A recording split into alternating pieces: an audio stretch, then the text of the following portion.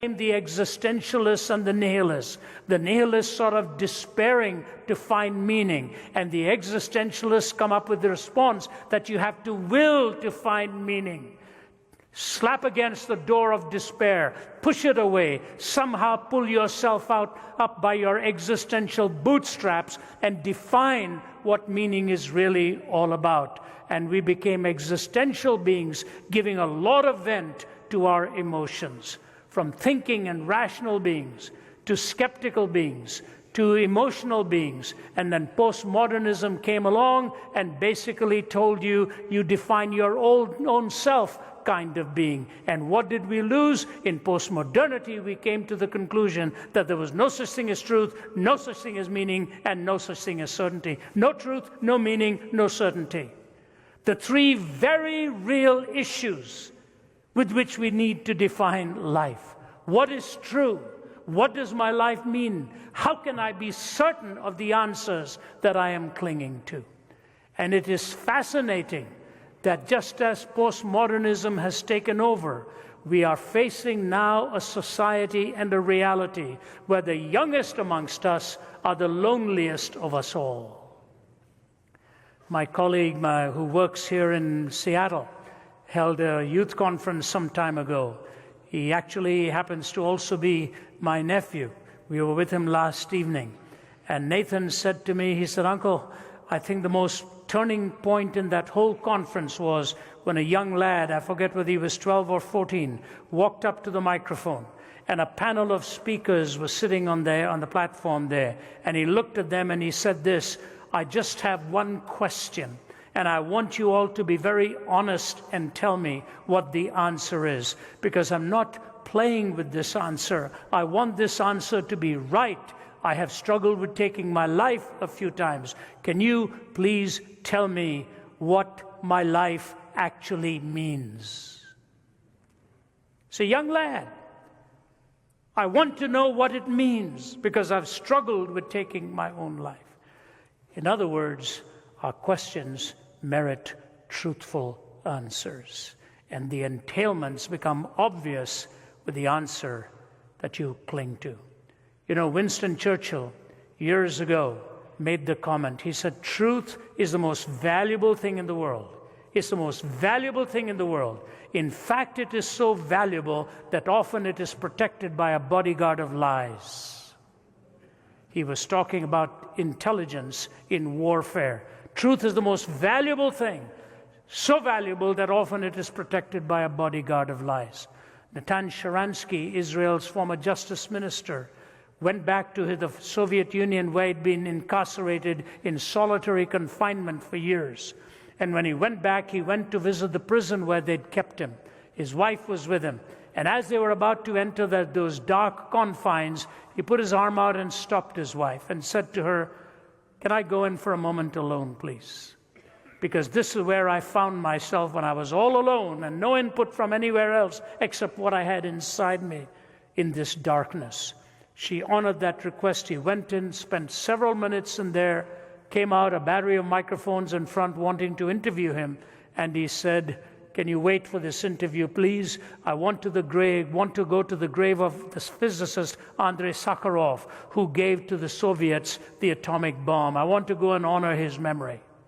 And he went and laid the wreath at Sakharov's grave, and he said this, "The reason I wanted to honor this man is because what he said in the closing days of his life. I always thought that the most powerful weapon in the world was the bomb. I always thought that the most powerful weapon in the world was the bomb. I have changed my mind. The most powerful weapon in the world is not the bomb. The most powerful weapon in the world is the truth." It's the most valuable thing. It's the most powerful thing. And yet, with our postmodern mindset, there is no such thing as absolute truth anymore. This is so ironic. So ironic. Please hear me carefully. In all that we are seeing with the moral confusion of our time and the so-called Me Too movement and all of that, what you see happening is the quintessential expression of the contradiction with which we live. All of our university students are taught, primarily at least they're taught, that truth is not absolute. Morality is not absolute. They are trained to be relativistic in their thinking. They are trained to be relativists. And so when they go out in their professions and live relativistic lifestyles, all of a sudden they are smacked with an absolute. You don't do these things. Why not? Why not?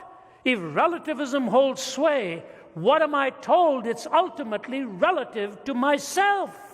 Or if you wish, when the absolutes were gone, we had to park it somewhere, and of all places, we parked it in the institution that we trust the least. We call it being politically correct. The one institution that we doubt.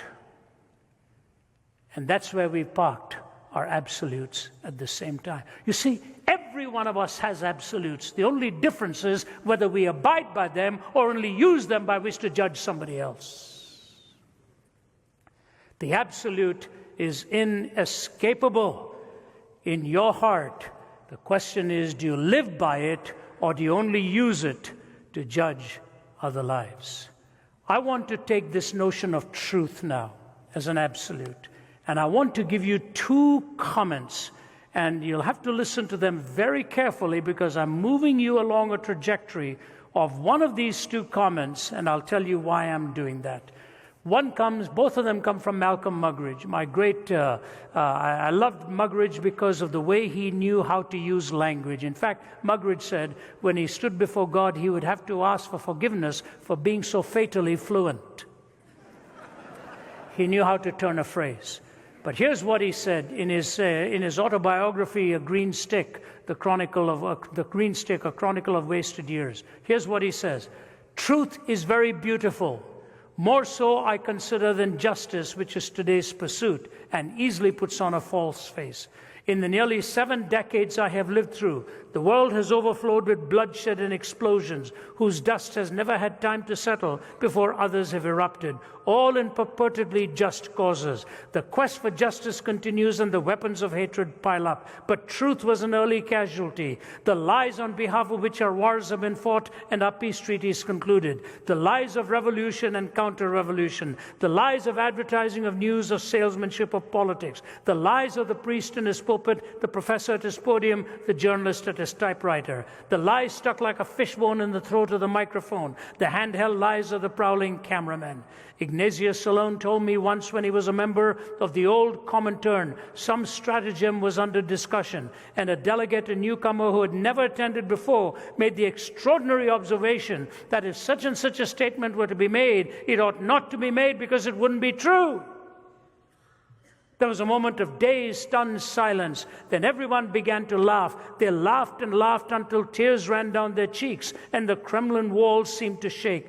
The same laughter echoes in every council chamber and cabinet room. Wherever 2 or more are gathered to exercise authority, it is truth that has died, not God." What Muggeridge is talking about here is propositional truth, whether an answer as it is given conforms to reality as it is. He's talking about propositional truth. We use this in a courtroom. Were you at such and such a place when this event actually happened? They are looking for a corroborating answer that is in actuality in keeping with what happened. But then Muggeridge is able to take that slender thread of truth and slice it up in two with this perception here, and this is what I really want to zero in on. But you're going to have to listen carefully what he says. In this Sargasso sea of fantasy and fraud, how can I or anyone else hope to swim unencumbered? How can I learn to see through and not with the eye?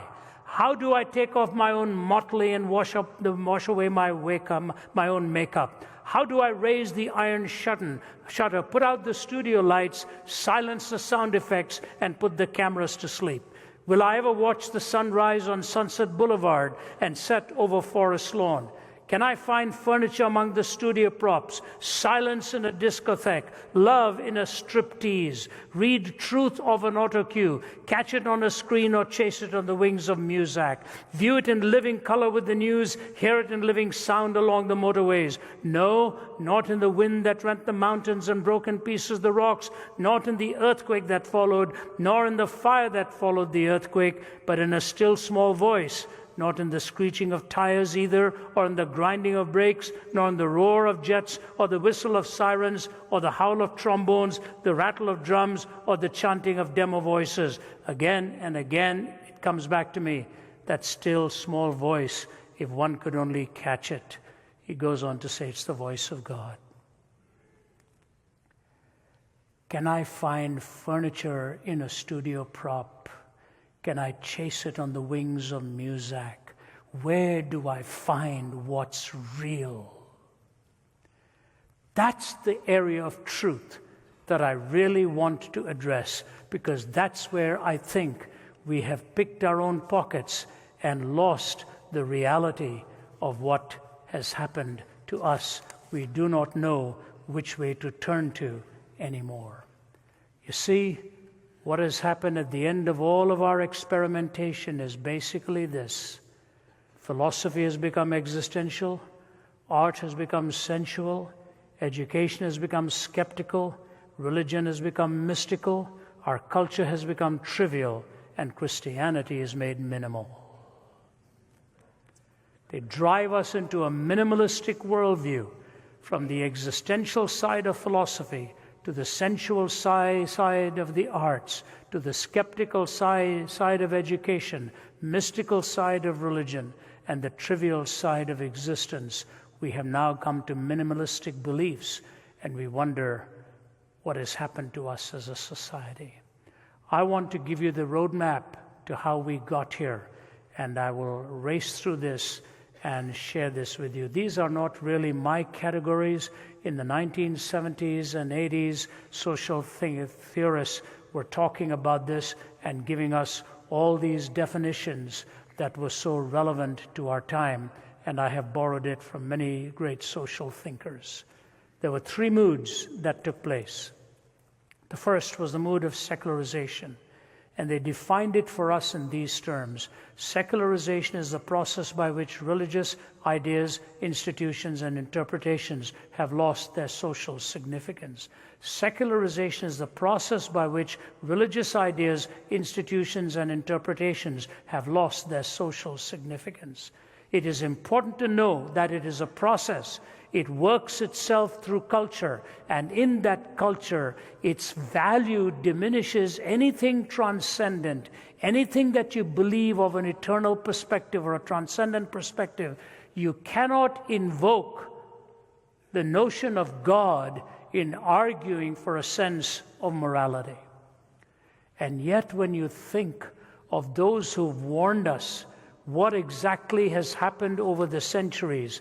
Was it not Solzhenitsyn who told us that the West is on the verge of collapse, and how much damage has been done by the reality of this notion that we no longer need to believe in God? Solzhenitsyn said when he was a little boy, in the dimly lit room of his home, he would be running around and playing, and he'd hear his grandfather leaning over a table talking to the family.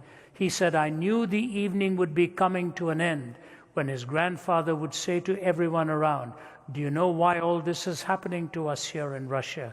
Do you know why all this slaughter? Do you know why all this killing? Do you know why the gulag and all of this? Because of one reality: we have forgotten God. We have forgotten God. And so his thousands of pages that he wrote and the tens of thousands that he read reminded people in the West that we are on the verge of collapse instituted by our own hands and our own thinking when we forget God. So religious ideas and institutions have lost their social significance. Just imagine, in any university, if you believe in the sanctity of marriage, or you believe in the sacredness of what the body is all about, you are looked as some kind of strange specimen that has walked into an educational institution. This is the horror of our time. But you know, C.S. Lewis wonderfully illustrates the tragedy of what it is that happens when you lose that source of defining right and wrong. You know, many years ago, a famous pornographer was on trial in Atlanta, Georgia. His magazines were supposed to be so perverse that they even made Playboy magazine look pretty ordinary. But this man had one of the finest lawyers defending him, and the lawyer was very clever. He would build an argument something like this. Those who were testifying against his client, he would say something like this to them. Have you ever gone into an art gallery? Yes. Have you ever gone into an art gallery where there are paintings by the great masters of art? Yes. Have you ever paid to go into an art gallery where there are paintings of the great masters of art, where there are disrobed people or new paintings of somebody in the nude? Have you ever paid to go into an art gallery like that? And then somebody say, yeah, I have gone into an art gallery like that. Will you please tell this jury why you call that art and why you call my client's stuff pornography?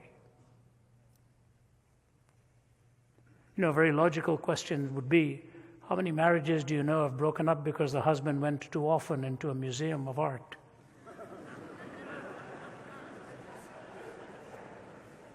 We don't have common sense anymore, do we? But C.S. Lewis puts his finger on the nerve here. It's so brilliant. And in his Abolition of Man, he does the same thing.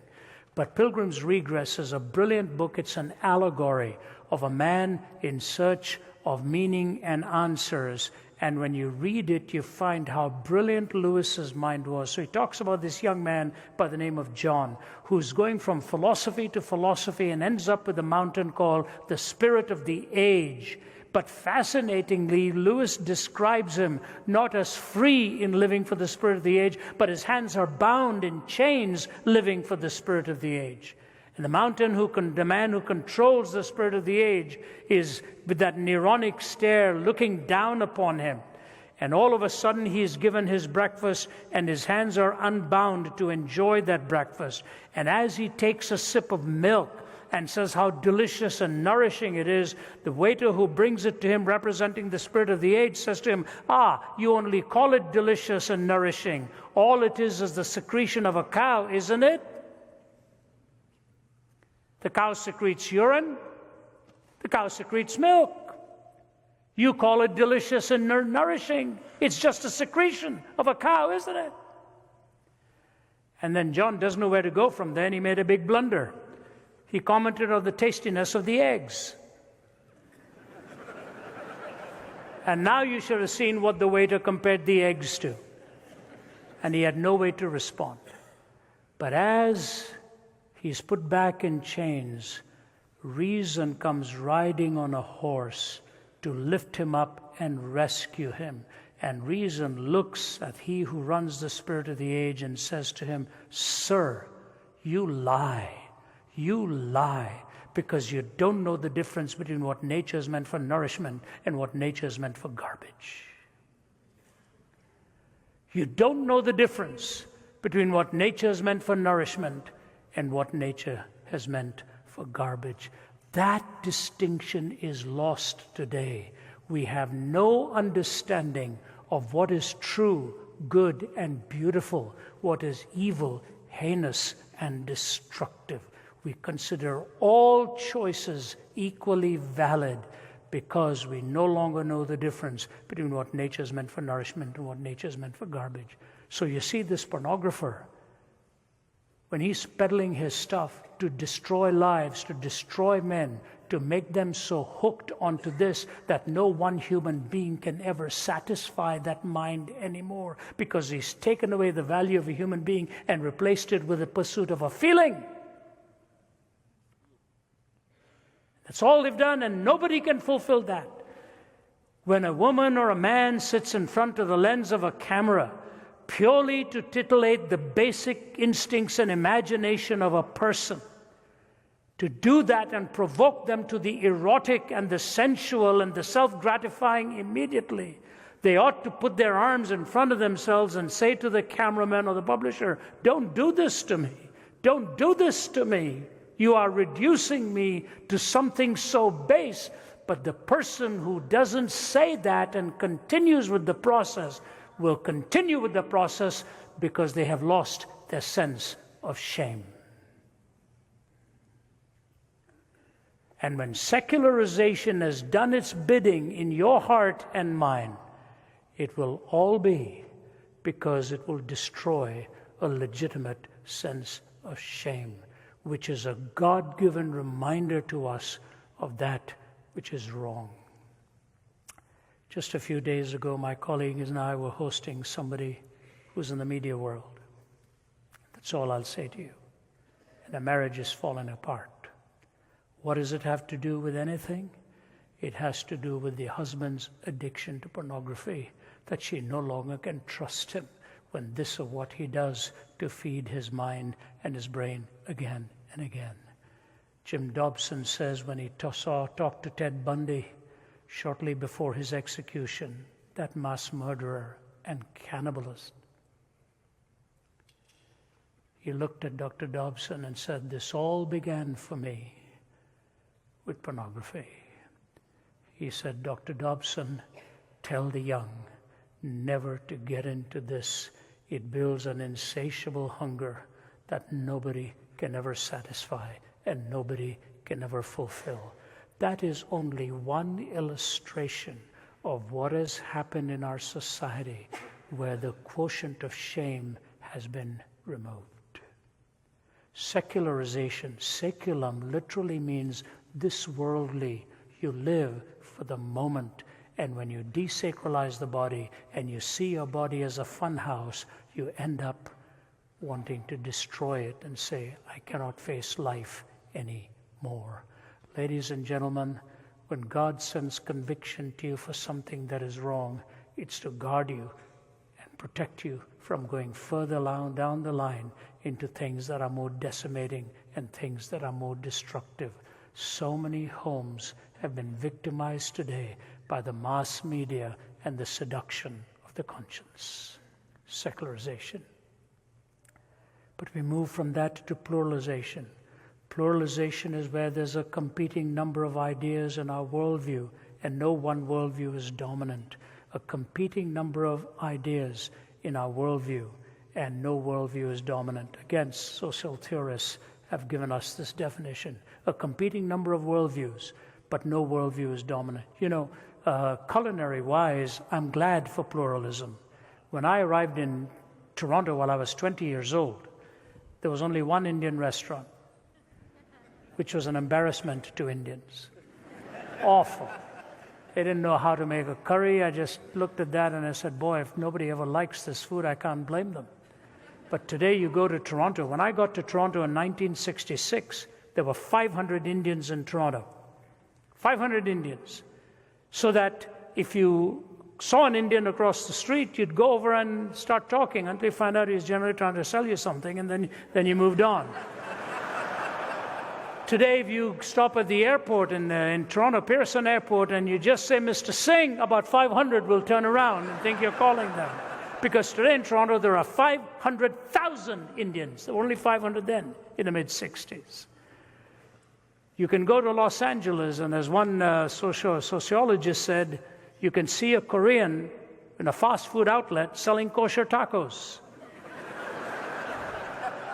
That's pluralization. That's pluralization of cuisine. So many, you know, our team of apologists, we have 70 plus of them. I love their accents. I love how they represent their country. I love the thing.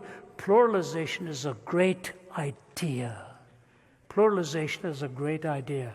But pluralization not properly understood can lead to relativism when there's no dominant worldview undergirding our culture. What is the worldview that's undergirding America now? Nobody knows. Nobody knows what the worldview is. And when you have this kind of a pluralized mentality, you end up with systemic contradiction again and again and again. And you say to yourself, why is life falling apart? Why don't I ever get a proper answer?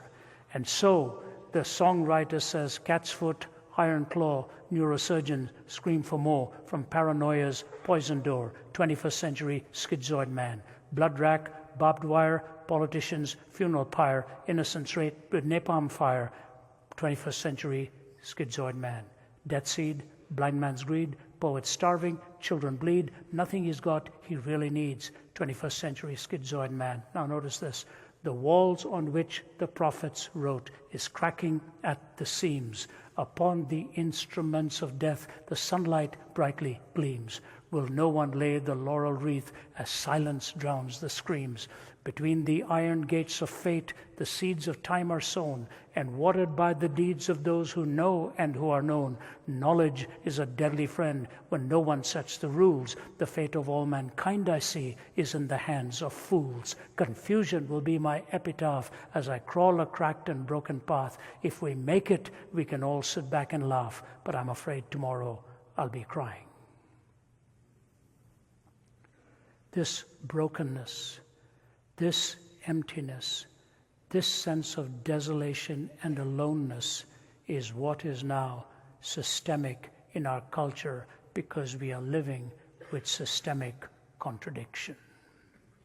With systemic contradiction. Ladies and gentlemen, when God gave us the first commandment, it was only one. Only one. Don't eat of the tree of the knowledge of good and evil, because the day you do, you will surely die. And the enemy of our souls came, and what did he say? Not true, not true. But he did tell us the truth then. He said, you will be as God, knowing good and evil. Do you know what he was placing as a temptation? Play God. Play God. Be the definer of good and evil. Today, for our healthcare laws, we need 20,000 pages. Before there was just one. As Norman Geisler, my professor, used to say, the problem was not the apple in the tree, it was the pear on the ground. Very real. They became the definer of good and evil. The moment you do that, you die the death of 1,000 qualifications with every moral stipulation. So you get onto a plane, and what do they tell you? Do not touch, tamper, disable, or destroy. Why all those words? The smoke detector. Don't touch, tamper, disable, or destroy. Why don't you just say, don't mess with that thing? You know why? Because every one of those words can die the death of 1,000 qualifications in a courtroom. Because we can play God. It's fascinating today what has happened to the courts of law, where so much goes on in language, and you never know who's telling you the truth and what the truth is all about. Secularization leads to no shame. Pluralization ends up bereft of reason, which brings you to the closing one, which is privatization, where there's a cleavage in the modern experience between your public and your private life. And in that cleavage, you are forced to find meaning in your private life. You know, India is facing some very, very challenging days. One of the members of the Congress Party has gone on a YouTube saying India is planning to rewrite its constitution. They say the constitution was defined to contain within that geographical boundary, but there are extremists on one side that says we ought not to be defined by a geographical boundary, we ought to be defined by our religious inclination and who we are here predominantly. And so philosophically they plan to rewrite the constitution, so says at least one member of parliament out there. We may not be rewriting our constitution here, but we in effect are doing the same thing by not honoring the intent of what it was all about to start with. We are controlling the way thinking goes on, and what we are told now is you can believe whatever you want to believe, but believe it in private. Don't bring it out into public. The moment you bring it out into public, you're violating the public space, and you are now infringing upon the rights of somebody else. So here we are, 2018. We do not know how to define anything. We cannot define who we are in gender. We cannot define who we are in marriage. We cannot define who we are in our proclivities. We cannot define anything of any worth or of any absolute. We toss it up into the wind, as it were, and decide which way we are wanting to go. This is a dangerous time in which to be alive, because there are no definitions. When you don't have any definitions, how are we going to deal with reality? You know, I have Winston Churchill was once told by a corporal, "Mr. Churchill, have I ever told you about my grandchildren?" And Churchill said, "No, and I want you to know how much I appreciate it." Well, I have 5 grandchildren, and since I'm not Churchill, I will violate it. I have a little grandson who is about to turn 7 later on this year. He has an amazing vocabulary, an amazing vocabulary. I don't know where he comes up with the words. When he was about 5 or something like that, he looked at me one day across the dining table and said, "Papa, what is the meaning of sophomoric?" And I sounded sophomoric, trying to define it for him. Recently, he'd learned about the whole issue of slavery and so on, and it really crushed his heart. He's a guy with a little tender heart. He came back to his mother and he said, "How could this happen? How can this happen? How did people get hurt so badly?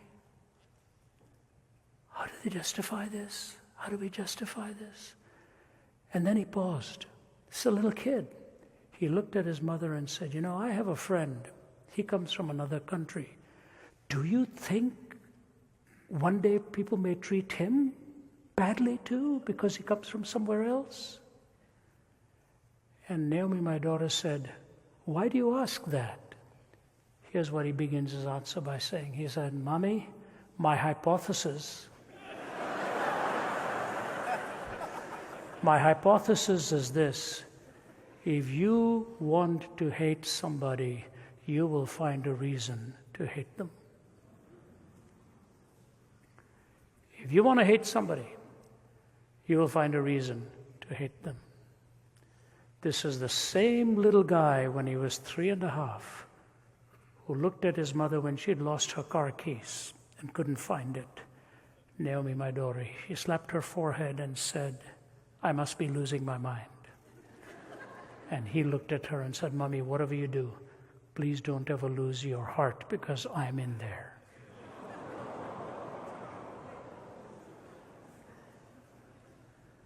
He has learned from a young age what it means to be in the heart of somebody, what it means to be in the heart of somebody, and what it means to be loved in a home where you're valued and where you care.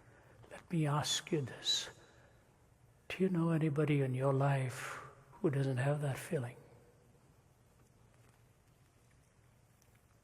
Feels there is no home for their heart. There are scores of people in our world devoid of that relationship, who are living desolate, desperate, lonely lives without meaning, without purpose. I sometimes think about the cross and shut my eyes and try to see the cruel nails, the crown of thorns, and Jesus crucified for me. But even could I see him die, I would but see a little part of that great love which, like a fire, is always burning in his heart.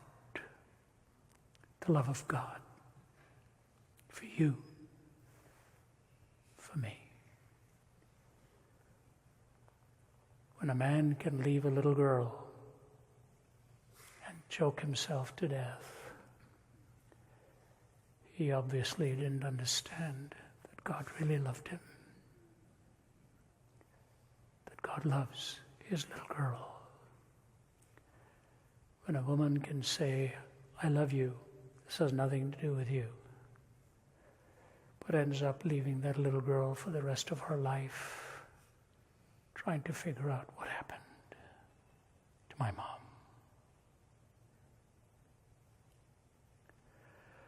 I was in Iraq last year with both of my colleagues here. The last day we were taken out for lunch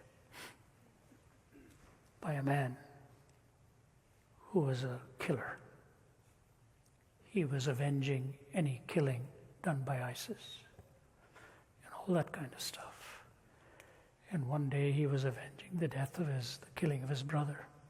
And he walked into the room of the man at night and at point blank range pulled the gun, the trigger, against the temple of the man and killed him. Unknown to him, the 4-year-old son of the man was lying next to him. And this blood comes spurting out and gushing out. And the little boy sits up and he says, "Where's my father?" And he was so stunned, he looked at him and he said, "He's gone to paradise." He says, "Take me to him." Reached out and held the hand of the killer. "Take me to my father, I want to be with my dad." This fellow goes out into the night and he sits in a garbage heap, which he said, which is where I belonged with what I'd done to myself.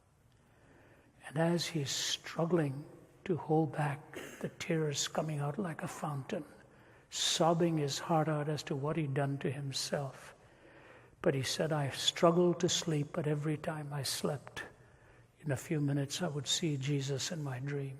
Again and again and again I was getting angry, till finally I surrendered and gave my life to Jesus Christ." He's working now in a ministry of a hospital which binds the wounds of the broken, including the enemy. And he drives people back and forth. He was driving us. When he told the story, I kept looking at him. I said,